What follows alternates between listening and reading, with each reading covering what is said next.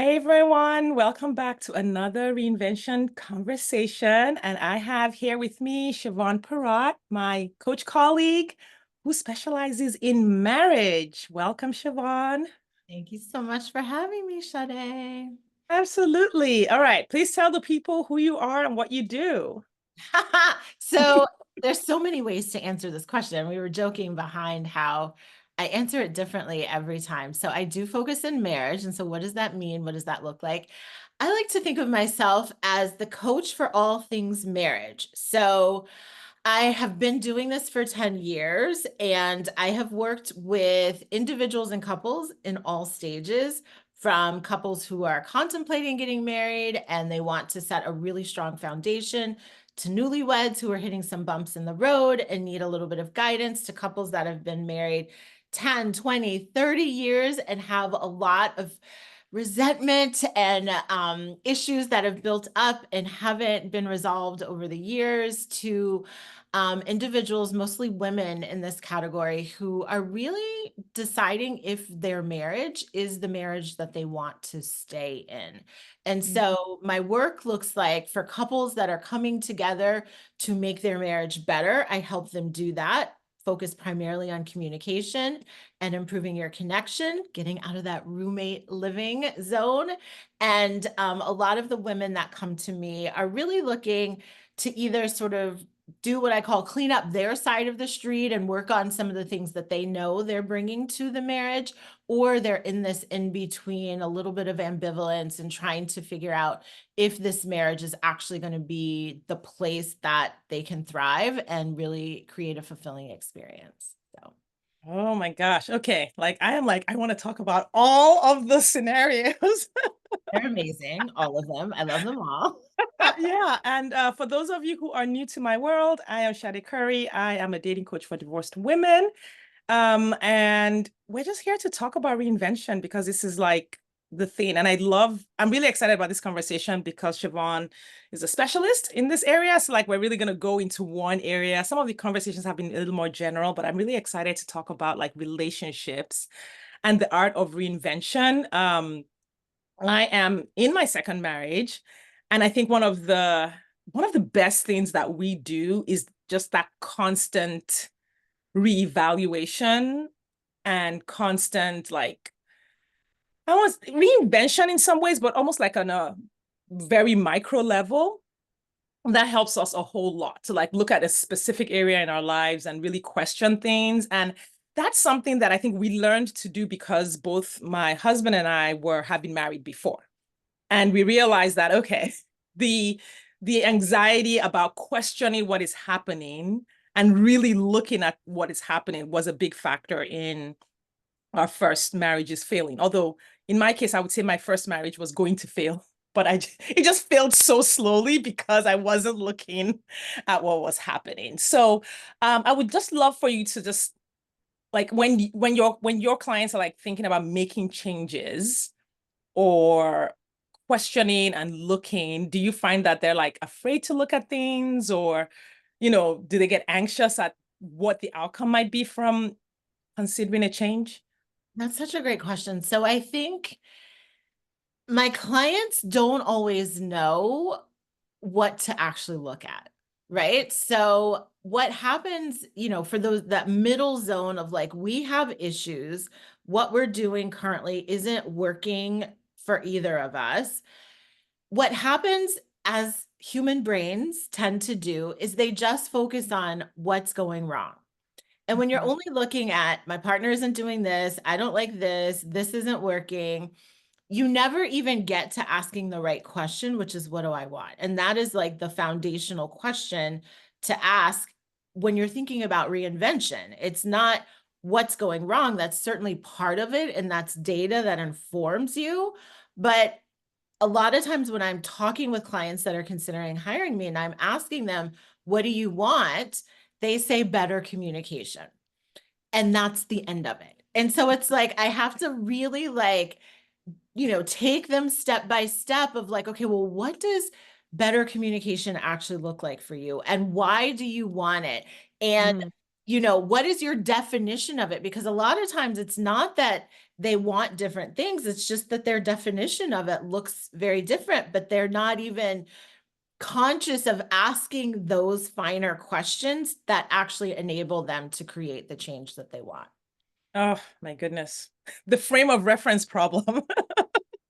You have two people coming from this is fascinating because in dating, it actually happens with my clients when they're dating. They're like, I'm like, so have you guys had a conversation about what you both want in the future? He's like, yeah, he says he wants marriage and I want marriage too. And I'm like, okay, hold on. You both are using the same words, but you might be coming from a different frame of reference. So let's like go down a little bit deeper. When he says he wants marriage, does he mean I want marriage at some point before I die? Does he mean I am ready? I've got all my ducks in a row. As soon as we're able to get engaged, I'm set. Like what is his definition of I want marriage and what's your definition of I want Right. marriage? And then what does marriage look like? Is it like Yes. very traditional? Is it 50-50 partnership? Is it like, what are the Mhm. rules? What are the expectations? All of those questions. Yes. Yeah. Yeah. Like communication is not just the ability to have the conversation, it's the ability to actually just get on the same page about exactly what's happening. Right. Well, communication is just an exchange of yourself with another person. Yeah. Like if we zoom out and look at it, I like to be really deep because I'm like, an emotional person, but it's an exchange of yourself with another person. And so people come to communication with a certain level of comfort within themselves that they can then give you, right? And a lot of times in couples, that varies. You're not like, okay, I'm comfortable giving you 80% of Mm, my deep, vulnerable emotions, right? And so a lot of times when people say they want communication, for some people, it's like, I want to talk about logistics and I want to be up to speed on what's happening. Other people are talking about communication. They want that heart to heart connection of vulnerability. But if you never have the conversation about what communication means to you, what is the goal, what is the feeling that mm. you want to be having as you're communicating, you'll never communicate better because you're working towards two completely different goals. Oh, yes. Oh my, I remember when I had this conversation with my husband, like this was probably like 18 months into our marriage. And I was like, dude, we talk about a lot and we have some cultural differences that also, make all of this very interesting. Like it's a whole conversation on its own. So his cultural background is a lot more indirect. There's a lot of like subtext that gets passed. I grew up in Nigeria. Like you just like say the thing. It's like feelings get hurt. Like, listen, Get over it. Like, move on. what is happening? Yeah. And so, we were communicating, and I was just like, wait, what? And it's funny, we were talking about doing a reel one of these days. I won't get around to it where it's like, okay, so what no, how my husband's family says no, all the Yes. different ways they say no. Yes. If there's like radio silence for 3 days, that's a no. If there's, it's great, but it's like there's nothing wrong with that. It's just getting on the same page about like, oh, this is what this means, and that's what that means. Now, I wanted to ask you about vulnerability because you said, some people are comfortable with like different levels of vulnerability. Just in your own expert opinion, how much vulnerability is required for like a marriage to be successful, viable? That's really a great question. It is whatever is going to work for the couple, right? Mm, And I think that's one of the things that people really find validating about being able to work with me or any professional on this topic is you learn that like what you think it needs to look like, if that's not actually what works for you, then that's not what it is. So with vulnerability, if you have two people that are less vulnerable, right? And like keep more in, but they both are fine with that, right? Because we also have what I call connection thresholds. So feeling connected for me might look very different than feeling connected for another person. And so if your connection thresholds and your vulnerability, depth is compatible, then you're happy. right? You're not feeling too exposed. You're feeling connected at the level that's fulfilling for you. Where we get into trouble is where there's a mismatch. And so, what often happens in that mismatch is that the person who is less vulnerable, requires less connection, has Mm-hmm. to sort of raise their thermostat and be more conscious about, how do I, keep my own healthy, safe boundaries, but also stretch myself a little bit to create a deeper connection with my partner, because that's what matters to them. And then for Yeah. the partner who's wanting more and more, it becomes, okay, where else can we sort of satisfy that need? I never like for anyone to be starving for anything in a marriage, right? You want to have your Yeah. appetizer in a very healthy way, right? So are there friends you can connect intimately and deeply with? And then when you Mhm. come to your partner who's working on that area, then it's not like, I need you to get it. I need you to talk to me in this Yeah. specific way. It's just like, okay, I want that. That would be amazing. And I'm also like not starving for it. So then I'm graspy or controlling or condemning or criticizing. Yes. Oh my God, I love that. That's so good. And even within a marriage, this is something Kent and I have done, is like we've actually just we like slice up our marriage into like different areas. So we have all these buckets and we're like, Yeah. okay, this bucket, this is how like this is like, oh, this is an instant 100% compatibility, instant 100% vulnerability. Like we go all in this area. In this area, we have like 80%. Do we want to take it to 100? Do we want to leave it where it is? This area, we've got 50. And like we literally will talk about where we want to move the needle, where we want to leave things the same, and where we want to lean in into like, let's just enjoy this part that is just like working right now. And let's like chill out on the other parts. And we actually have like a whole map of that. And we're like, yeah, and it really works. And it just that openness about, oh, this is the whole picture and this is where things are, makes it so easy to like not feel like, oh, something is happening, something might be going wrong, things are not out in the open. And I really, really, I know that that's worked really well for us. Yeah. It's a great Um, practice. Yeah. yeah, yeah. So with with your clients, I can imagine that like a lot of what you're saying isn't stuff that like I didn't grow up hearing any of that. Right. Most people don't, right? Most people don't. And I've been doing a series of just conversations, and even on my podcast, talking about what is healthy, right? Because when we think about the process of reinvention, if what you have isn't working for you and you want to create something different, we've got to make sure that we're creating something that is actually healthy. And because we don't have these conversations, because no one is sitting down and saying, this is how a couple should communicate, this is what is within the realm of norm. Um, People don't often know, right? Which again is like why we sometimes fumble on that question of like, well, what do you want? It's like, I don't know. I want what I saw in this social media post. I want what I saw in this clip in a movie. I want to feel that way. But it's like, okay, but also that was a little codependent. And like, we got to, like, so, Yeah, it is a lot sometimes of just education on like, what is healthy? Is this normal? Is this okay? And sometimes the answer to that question is it okay with you?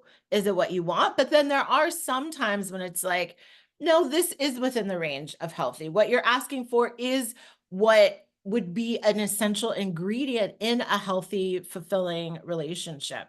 And yeah, you should stand for that. yeah. What are some things that like indicate healthy? Like, how do you know if you're in the realm of healthy? Which interesting, like talking about social media. So I was talking to my daughter the other day about like, oh hey, Kent and I, we do this kind of thing where we're like, so she's like, I don't know, that sounds avoidant, mom. I'm like, I don't know. I think it's working for us. It is so funny. Because Yeah. again, there's the frame of reference. She's in her early 20s, and a lot of it's just Well, there's different. a lot of there's like pop psychologists and like pop coaches out there teaching a lot of stuff, Yeah. which, we have to be careful with what we consume. So I think the biggest indicator of health is openness. Meaning, right? Like if I were to distill everything down, and I teach actually 6 dimensions of relational health, but if we were to just distill it down, it distills down to openness, meaning I'm open to sharing, I'm Mhm. open to receiving, and I'm open to collaborating. Right. So Yeah. whenever you have a partner who, like, you share something and they dismiss or they're very defensive, that's not healthy, right? That doesn't foster safety, and it doesn't foster healthy communication. So the openness of, like, I'm willing to give, I'm willing to receive and understand you, and I'm willing to work with you and collaborate with you. If that as a core is part of your relationship, all the little branches and the nuances of, like, oh, we couldn't come to a decision together on this thing, like, that's not a big deal. We can work that out. But if you have a partner who's like, I don't even want to talk to you about it, my Mhm. answer is no, period, point blank, end of discussion, that's not healthy, right? And then we've Yeah. got to figure out what are the next steps from that. Yeah. Oh my God, that's so good. That's so good. I'm noodling on that. I hadn't heard that definition of healthy before. Because I think with because my niche is different, um, when I'm talking to my clients about healthy, it is different because I think sometimes many of them are looking for that openness in a container where that's actually not appropriate. Like if you're Mm. on a second date with somebody, this is not the time to be like bearing your whole heart out. Yeah. But within marriage, I can see how, like, just asking oneself, am I being open about this? Mhm. If something Well, comes to, yeah, at the point of marriage, it is a partnership, right? And so again, people will have different definitions of a partnerships, but a marriage is about you, me, and we. yeah, So if your eye is always on that, like, how am I being me, right? Like, am I being my best? Am I receiving the best from you? Then we together will be great. yeah. Oh my God, that's so good. That's so good. Um, so if someone's like in the middle of, like, the whole marriage, like you're just in the middle of like life and all of the things, and they're like, I want something different. So they've answered that first question, I want something different. And I think this is often the typical scenario. They want something different. They have an idea what they do want. I think a lot of women have an idea what they want or what they hoped to have, whether it was realistic or not.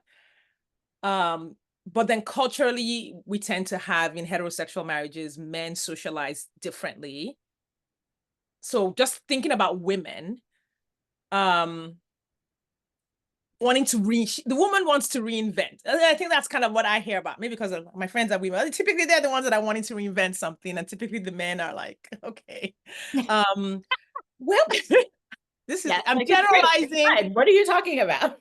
right? I'm generalizing. Please do not come for me. But like, where would this person socialized as a woman even start? Because when we're talking reinvention, we're not talking about incremental change. The reinvention is typically, all right, listen, I want to make changes, but I want a big overall change. I don't want to inch my way I'm ready to burn it to the ground if Mhm. necessary to create what I want.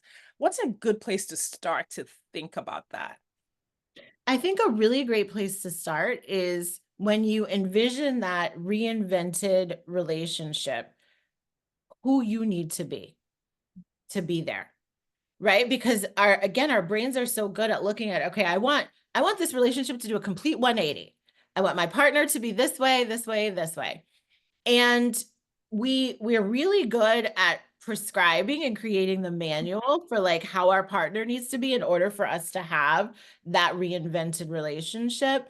But less often do we look at, am I that partner? So if I Mm, want a marriage where we are a priority, where we are really intentional, where we are really reflective and self-aware, which are all very important elements of relational health, then you've got to be looking at, am I being that person? And if you're not, you have to understand why. And I think, like, this is the part where, like, I like to, like, it's a fine line, because I think sometimes, especially when it comes to relationship coaching, there can be this rhetoric of, like, it's only on you. Like, if you just get it together, or if you elevate yourself, then your partner is going to meet you there. And let me mm, tell you, when that mm. happens, I am the first person turning cartwheels, right? And cheering you on, right? And I also know, acknowledge, and have experienced even in my own life, even when you are showing up as your best, if your partner is not, right, Mhm. you've got to be aware of that. So back to this idea of like looking at yourself, are you being that partner? If the answer is no, you want to know why. Is it I've become Mhm. a little bit apathetic? Is it that I'm harboring some resentment and like I don't want to and I haven't done it, right? That's one thing versus the reason I'm not as giving or as open and vulnerable with my partner as I might need to be to create this reinvented relationship is because I am unsafe emotionally with my partner. Yeah. Very different core underlying issue. And Yeah. so we always want to be looking at if we have this idea of what we want, are we being that? But if we're not, why not? Because Yeah. that's where the actual work is. Yeah. Yeah. And sometimes there's a lot of messaging that comes to, the partner who wants to do the work that, well, you have to go first and you have to lead first. But there's really no have to. There's no Like have I to. said, if it doesn't feel safe, and the outcomes can be very different, like you said. So if one partner doesn't feel safe, they could get coached or grow to create their own safety where they're able to be that person and create safety.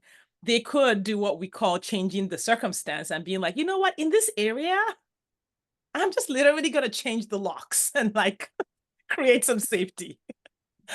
Not working on my brain. Yes. Or the third option, I'm going to open up the conversation about safety long enough to make, like, there's so many options. And I think we're just, because we've heard so many things going a certain way. And this is my pet peeve as a relationship coach. I'm sure it's yours too.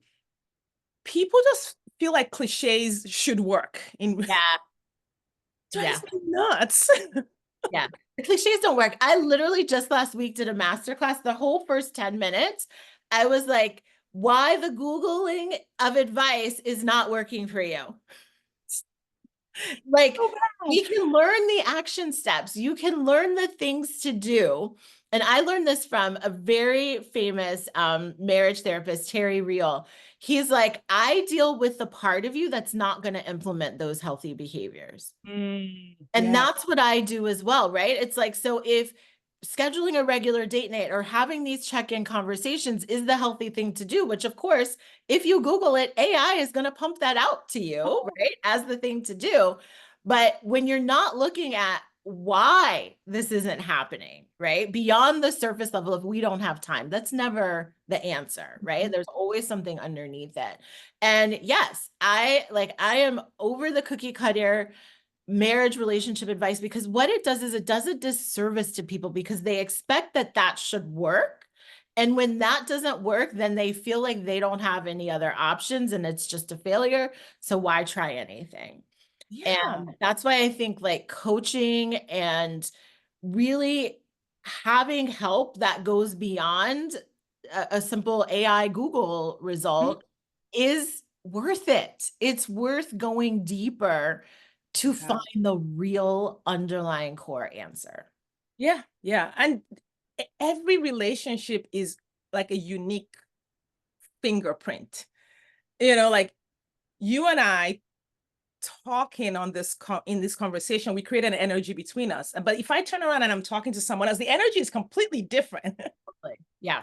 Right. And you mentioned date nights. You know what relationship I had regularly scheduled date nights that happened? My first relationship that was Yep. completely toxic. Yep. Date nights were scheduled on point and we did it. Yep. You did Still it. did not create health or safety or a Or long connection, right? or You can go connection. through the motions and Yeah. not be connected at all. Yeah. Yeah. Yeah. And so, and in this relationship, I don't know. I mean, we prioritize date night, but it's not necessarily scheduled. It's almost more like, Yes, because you have the other flourishing healthy things that produce great relationship fruit. yeah. So, the internet, the cliches, all of those things don't work. Like this is where, like you said, going deeper and really looking at who am I and what's going on with me. I think that's so important. And again, when we're socialized as women, we're socialized like, okay, make sure your husband's happy, make sure the kids are happy, make sure the relatives are happy, make sure the neighbors down the street are happy. It's like all of the things. And we don't, the skill of looking inward and self-reflecting without shame and beating ourselves up can be really, really hard. Like saying, okay, I don't want to be intimate with my husband. Mm. And why? Yeah. And just sitting with that. Yes. Yes. Yeah. Yes. Yeah. Yeah. So yeah, no, I totally agree with you. Like it's all the whys behind what's happening. And do you when you're starting to work with someone, do you reassure them that there is no prescribed answer at the end of this? Because I think I find that that's like a big thing. I'm like, listen, what if this is just the work for the rest of your life? Mm, Because it is. It's not like even though, you may not be in my coaching container for the rest of your life, but it is the work of life. This is yeah. life coaching. It is the work of your life for the rest of your life. And so I think when that is the perspective, especially when you're thinking about reinvention, right? There is I want a complete 180 experience in my life, and I'm prepared to work on it for infinity. Yeah.